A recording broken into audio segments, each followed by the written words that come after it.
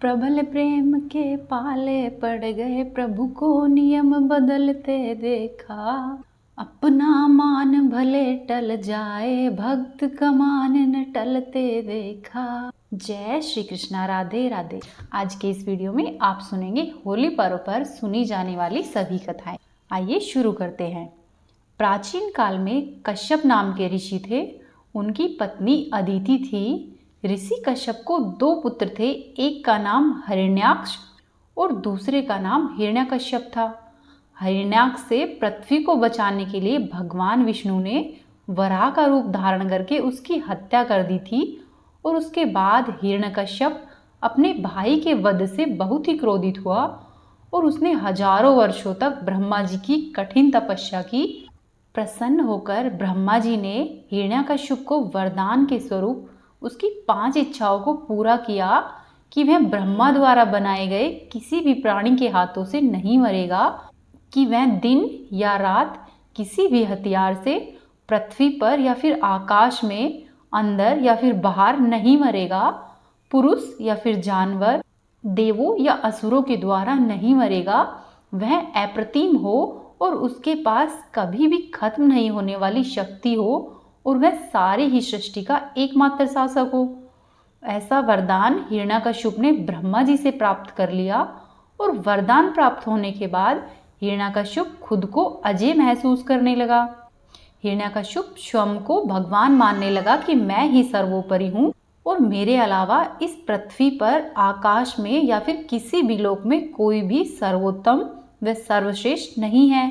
इस तरह से हिरण्यकश्यप ब्रह्मा जी से वरदान पाकर अपनी प्रजा पर भी अत्याचार करने लगा।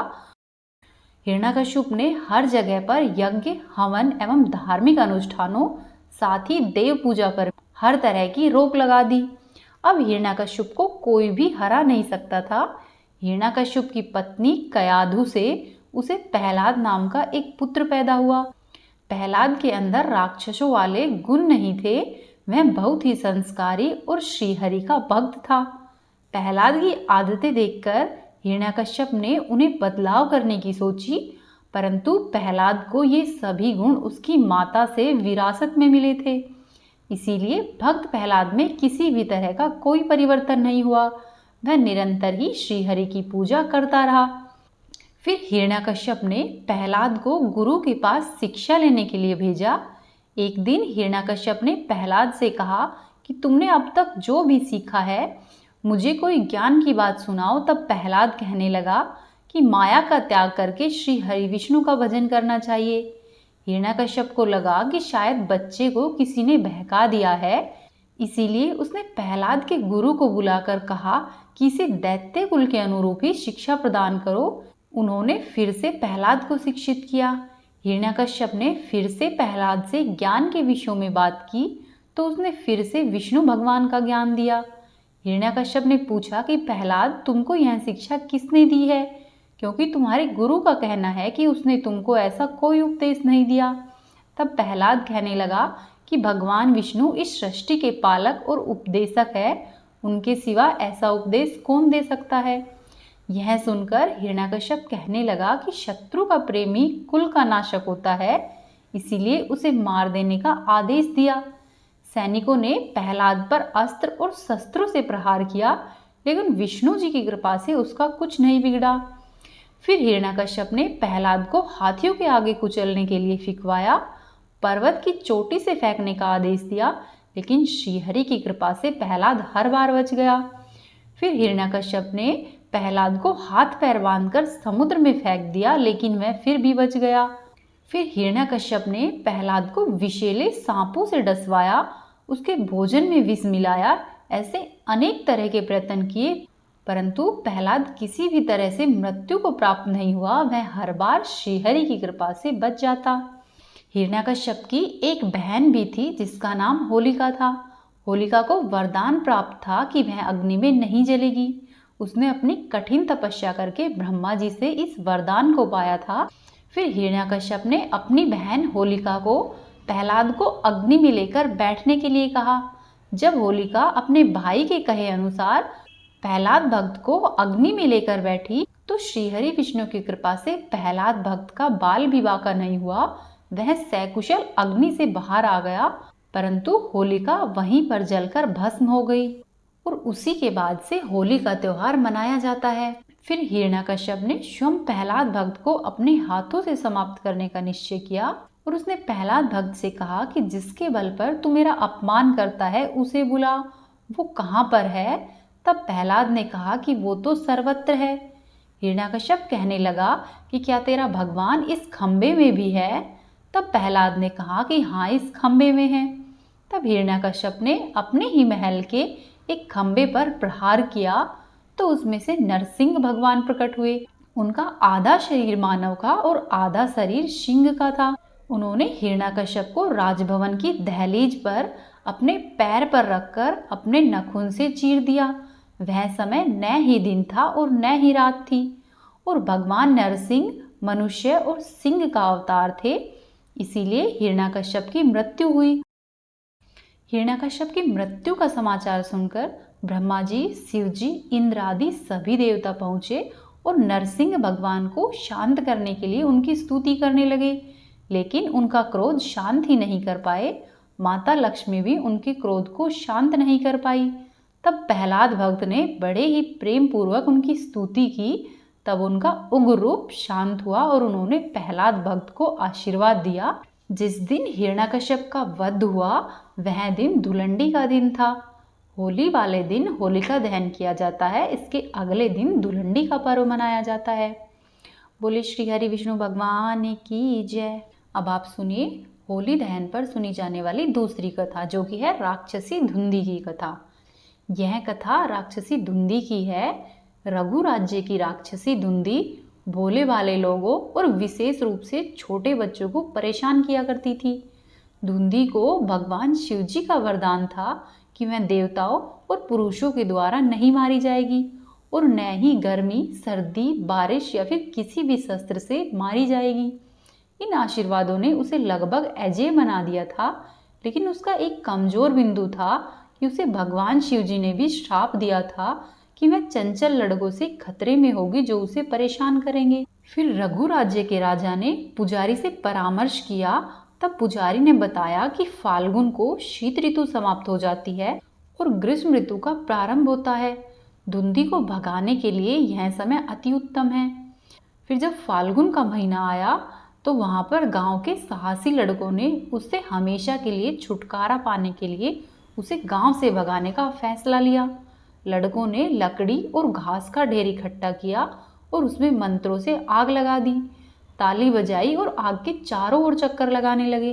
वे भांग के नशे में चूर हो गए और फिर धुंधी के पीछे पीछे गांव की सीमा तक नगाड़े बजाते, शोरगुल करते, और वे तब तक ऐसा करते रहे जब तक कि धुंधी हमेशा के लिए गांव से बाहर नहीं निकल गई। ऐसी मान्यता है कि तब से होली दहन की प्रथा चली आ रही है और आज भी होलिका दहन पर रात में लोग ढोल नगाड़े बजाते हैं और शोर करते हुए होलिका का पर्व मनाते हैं। अब आप सुनिए भगवान श्री कृष्ण और पूतना की कथा, जो कि होली से संबंधित है। जब भगवान श्री कृष्ण गोकुल में बड़े हो रहे थे तब मथुरा के राजा कंस ने उन्हें खोजने और मारने की बहुत कोशिश की। कंस ने कृष्ण के मिलने तक सभी बच्चों को मारने के लिए राक्षसी पूतना को भेजने का फैसला किया। उसने कंस के राज्य में सभी शिशुओं को बेरहमी से मारना शुरू कर दिया। उसके पड़ोसी राज्यों में भी शिशुओं को मारना शुरू कर दिया। चुपचाप घरों में घुस जाती और बच्चों को उठा लेती। जब उनकी माताएं सो रही होती या फिर घर के अन्य कामों में व्यस्त होती तब वह पूतना उनके बच्चों को उठा लेती और मार देती। वह खेतों में काम करने वाले माता पिता के बच्चों का भी अपहरण कर लेती थी। राज्य के सभी बच्चों को खत्म करने की अपनी खोज में पूतना श्री कृष्ण के गांव में पहुंची। वह सूर्यास्त के बाद गांव में दाखिल हुई ताकि उसे कोई नहीं पहचान सके। वह जहां भी जाती लोगों को यशोदा और नंदराज के नवजात शिशु के बारे में बात करते सुनती थी। नन्हे बालक के दिव्य रूप को देखकर हर कोई मंत्रमुग्ध नजर आ रहा था। पूतना ने तुरंत ही जान लिया कि यह वही बालक है जिसकी उसे तलाश है। उसने रात गांव के बाहर बिताने और सुबह कृष्णा के घर जाने का फैसला लिया। जब सुबह हुई तब पूतना ने एक सुंदर स्त्री का वेश धारण किया और यशोदा और नंद के घर पहुंची। जहाँ पर यशोदा ने उनका अच्छी तरह से स्वागत किया। उसने अपना परिचय दिया और यशोदा से अनुरोध किया कि वह उसे कृष्ण को खिलाने की अनुमति दे।